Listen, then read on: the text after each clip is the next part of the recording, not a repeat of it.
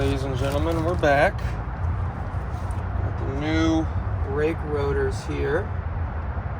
Go ahead and pre-lubricate our calipers. I like to at least put a little bit of grease on the piston face. See our nice brand new brake rotors.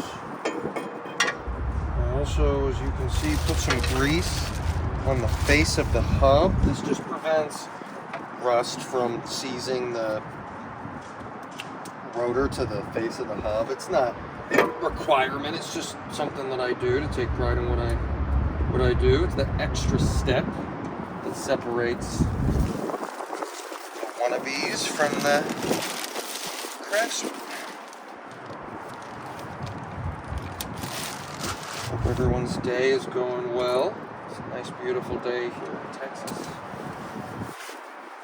Okay, now I'm going to real quickly just get that shipping oil off of the face of this rotor. On the back of the rotor, we're going to hit it with our handy dandy blue rag. Alright. Now this is a four-wheel drive vehicle, so I don't want to actuate too much, considering the other side is not off the ground, but good to go. Now I'm going to go ahead and reinstall our caliper bracket using the 18mm head fasteners. Oops. Oink.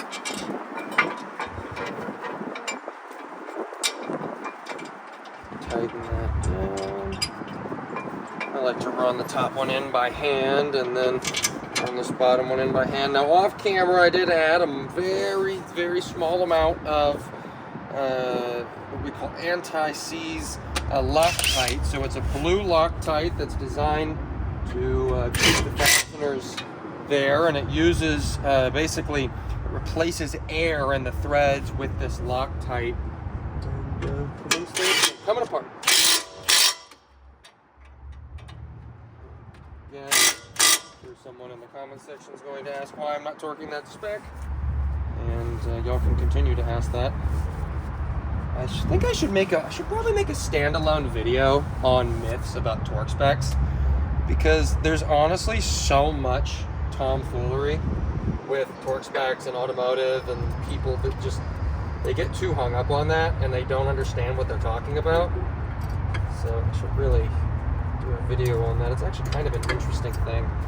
And now we're going to go to war with this brake pad design while we install it into our caliper, just like Ford from the early 2000s.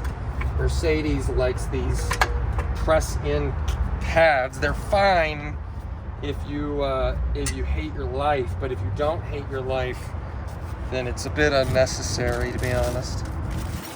Luckily, our pads did come with, oh, hello, little Yellow Jacket.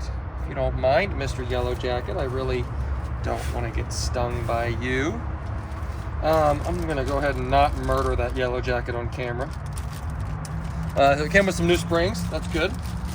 Remember that a spring, after it's used, doesn't retain its springiness, its tension. So replacing it is advised by the manufacturer during replacement of the brake pads and rotors. It is a serviced item. So now we're going to slide this into the front here, kind of pushing back the guide pins.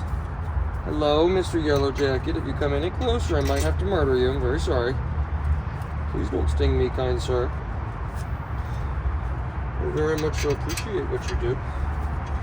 Okie dokie. So I've got my bolts in. I'm going to go ahead and run these down. This ratchet will run them down to 35 foot-pounds so long as I have it on a specific mode and it's got a full battery.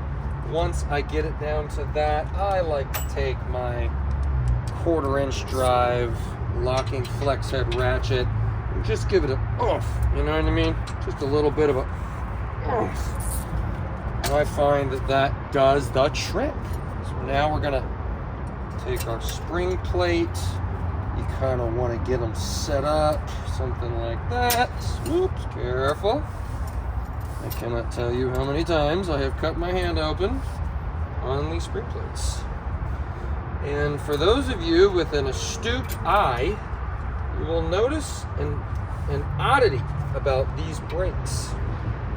So most of the time, if you have a vehicle and it has drilled and slotted rotors, the drilled and slotted pattern, the way that these are cut, will be in confluence with the rotation of the wheel. So this brake rotor looks like it's wrong, but I assure you, it is not. I double checked and triple checked, and oddly enough, on this particular year, or this particular Mercedes model, it does not have concentric brake pads and rotors. It has standardized ones. So I thought that was a little interesting, personally. There we go, get that on there, and voila, we'll put the wheel back on, put our cover back on, and get this customer back down the road.